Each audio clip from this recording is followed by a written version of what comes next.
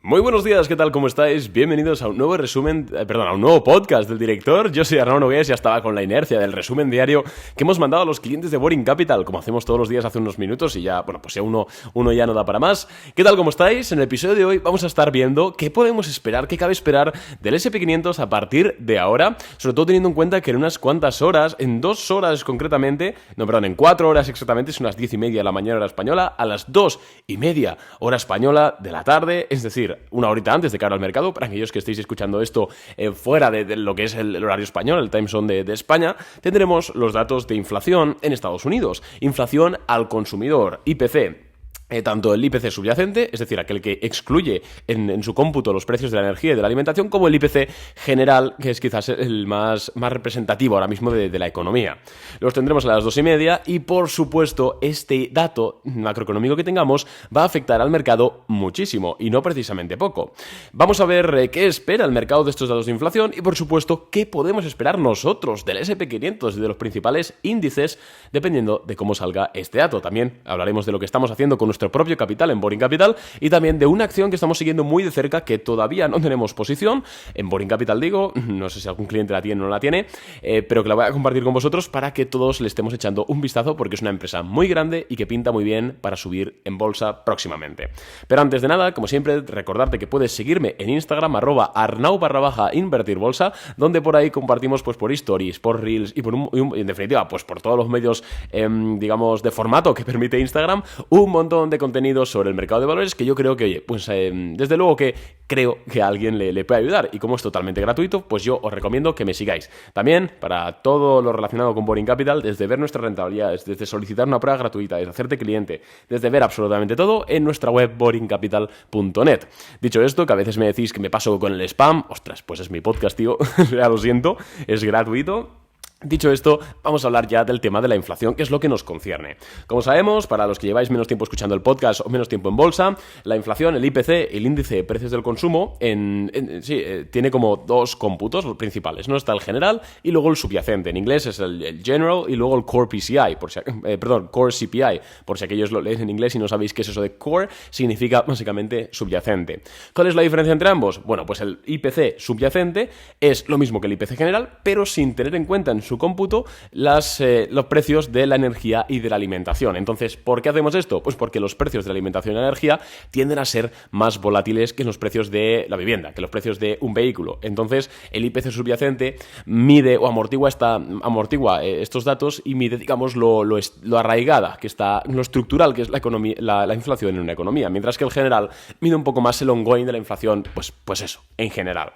Entonces, ¿qué esperamos? Bueno, pues esperamos que el IPC general se sitúe en el 2,9% interanual. Recordemos que, aunque es 13 de febrero, conoceremos los datos a fecha de enero de 2024, ¿vale? Por obvias razones, pero bueno, simplemente lo recuerdo. Se espera que el IPC interanual en enero de 2024 se haya situado en el 2,9%, volviendo a bajar de ese 3%. Y el mes anterior, es decir, en diciembre, tuvimos que se situó en el 3,4%, ¿vale? Recordemos que en diciembre salió un poquito más alto del esperado, tampoco nada dramático, pero salió un poquito más alto del esperado. Bueno, pues en esta ocasión se espera que frente al 3,4 que vimos en diciembre, ahora se sitúe en el 2,9. Es decir, que la tasa de inflación, al menos en términos interanuales, haya bajado. Sí, porque la inflación baja. Lo que no bajan son los precios, ¿vale? Es importante, no hay que confundir desinflación, es decir, un crecimiento de los precios cada vez menor, con deflación, que es la caída de los precios, el índice negativo.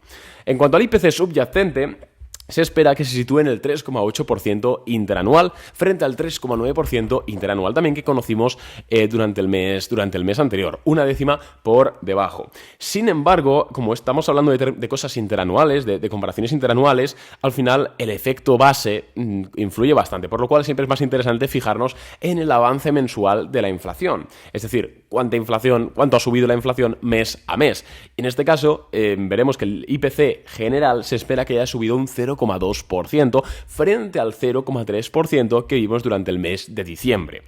En el IPC subyacente se espera que se mantenga con el mismo crecimiento, 0,3 frente a 0,3. Esto es lo que se espera. Luego ya a las 2:30 veremos si los datos son mejores, son peores de lo esperado. Por supuesto, ¿qué cabe esperar? Hombre, pues si los datos son mejores de lo esperado, y por mejores de lo esperado nos referimos a unos datos inflacionarios menores que este consenso de estimaciones que os acabo de comentar, seguramente veamos una subida fuerte en bolsa. ¿Y capitaneada por qué sectores? Pues capitaneada por los sectores, sobre todo, normalmente tecnológicos, y también todo el tema del Russell 2000, del Growth Investment y aquellas empresas que tengan una estructura de pasivo, siempre que sea sostenible, grande. ¿Por qué? Pues porque una inflación menor significa que la Reserva Federal va a bajar los tipos de interés antes de tiempo, y que bajen los tipos de interés significa que estas empresas que requieren de deuda para funcionar van a pagar menos intereses sobre esta deuda o van a tener mejor acceso a la financiación, ¿vale? Es por esto, no es por ningún capricho del mundo. Entonces, entendiendo esto, de forma análoga, si los datos de inflación son peores del esperado, es decir, más altos que sobre todo vamos a fijarnos en la inflación intermensual, no tanto interanual, sino intermensual, si en vez de ser el 0,2 es del 0,3 o el 0,4, hombre, pues ahí sí que podríamos comenzar a pensar que podría haber una corrección en el mercado. No hablo de un crash, no hablo ni siquiera de una caída de un 10%, hablo de un pullback a soporte, por ejemplo, que además todos los índices, bueno, el Nasdaq y el SP500 tienen un patrón técnico muy claro, y es que han roto máximos históricos. Y ahora lo que antes actuaba como resistencia, es decir, en máximos de noviembre de 2021, ahora podrían actuar como soporte. Y un posible catalizador de este pullback serían los datos de inflación de hoy peores de lo esperado. Insisto, no estoy diciendo que los datos vayan a ser peores o mejores de lo esperado. No tengo ni la más remota idea, y de momento la bola de cristal no me ha llegado de Amazon. Cuando me llegue ya les iré diciendo, pero de momento, amigos, simplemente hay que reaccionar a lo que nosotros vemos en el mercado. No hay que tratar de predecir nada, esto lo hemos hablado muchas veces, incluso en el episodio de ayer donde hablamos de las diferencias entre apostar en bolsa e invertir o especular con cierto sentido común en los mercados. Entonces estaremos atentos a este dato de inflación, y ahora, una vez que hemos visto más o menos qué pueden hacer los mercados, dependiendo de cómo sea el dato, por supuesto, por redes sociales, y seguramente si el dato es muy interesante, mañana haga otro podcast hablando específicamente de él, vamos a hablar de lo que estamos haciendo nosotros en Boring Capital, qué precauciones estamos tomando, qué acciones estamos vigilando para comprar, qué acciones tenemos en cartera, y bueno, pues un pequeño overview que, oye, independientemente de que queráis comprar lo que tenemos nosotros o que no, yo creo que siempre puede ser interesante saber qué están haciendo otros inversores. Y hombre, a ver, igual es por echarnos flores, pero nosotros llevamos mucho tiempo demostrando, y hemos demostrado en directo, y este podcast tiene ya 4 o 5 años, que, joder, pues algo sabemos de los mercados. Entonces, actualmente en Boring Capital tenemos únicamente una acción en cartera. La empresa es SentinelOne, ya le ganamos un 3 y pico % de momento, así que no os recomendaría que la compraseis ahora mismo, porque bueno, pues está ya un margen de seguridad que no tocaría, porque nosotros ya sabéis que siempre me da igual lo bien que pinte una empresa, tenemos una gestión de riesgo impoluta, matemática y por supuesto stop loss ceñidos. Entonces, si la compráis ahora, que ya ha subido un 3% desde nuestro punto de compra, os estaríais cargando ese ratio que tenemos nosotros a la hora de poner el stop loss. Por eso la digo abiertamente, porque bueno, pues no está a momento de compra. Tenemos SentinelOne, que estamos un 3% arriba, a ver cómo abre en el premercado hoy, os lo voy a decir ahora. Está un 1%, está subiendo un 1%, un 3,5% le ganaremos más o menos. Es nuestra única posición ahora mismo. Es cierto que la tenemos con poco capital de momento, porque tenemos comprado solo el 50% de la posición, reservando la otra mitad para, en el caso de que haga un pullback, preveyendo un poquito que puede ser que los datos de inflación hoy no sean muy buenos, entonces retroceda pues para comprar esa otra mitad de la posición, pero es nuestra única empresa en cartera ahora mismo.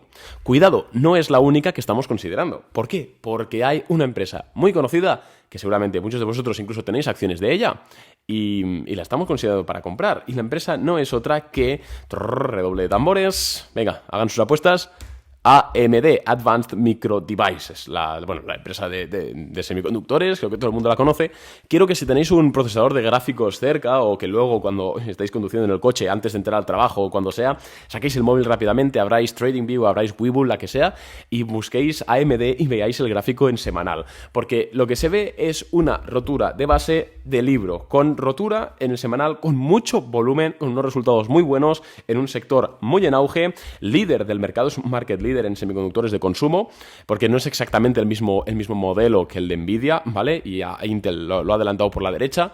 Entonces, echadle un vistazo, cumple fundamentalmente todo lo que nos gusta a nosotros en una empresa. Si vamos al tema de crecimientos, ya sabéis que crecimientos siempre, por favor, no compréis ninguna empresa que no esté creciendo fuerte, a no ser que sea por una cosa X, por ejemplo, comprar en la pandemia, empresas tecnológicas, aunque en ese momento no estaban creciendo, por razones obvias iban a crecer, pero quitando cosas de este estilo, siempre buscad crecimientos, y más ahora que parece ser que estamos entrando en un mercado alcista fuerte, buscad crecimientos. Por ejemplo, ARM en los 2 últimos trimestres ha crecido en EPS un 84% en septiembre del 23 y en diciembre del 23 ha crecido un 300% en EPS.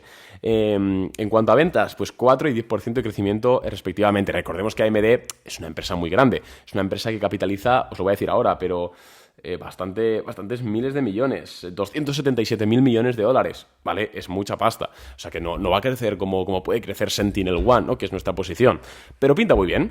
Vimos una rotura y ahora está haciendo un pullback, está consolidando. Entonces, si los datos de inflación son positivos, o al menos están en la línea de lo esperado, nosotros seguramente estaremos cerca de comprar AMD. No digo que la compremos hoy, de hecho es poco probable que hoy lancemos una idea de inversión, se lo digo a los clientes que están escuchando esto, pero sí que es probable que a lo largo de esta semana, o si no la siguiente como mucho, depende de cómo veamos el patio, compremos acciones de AMD.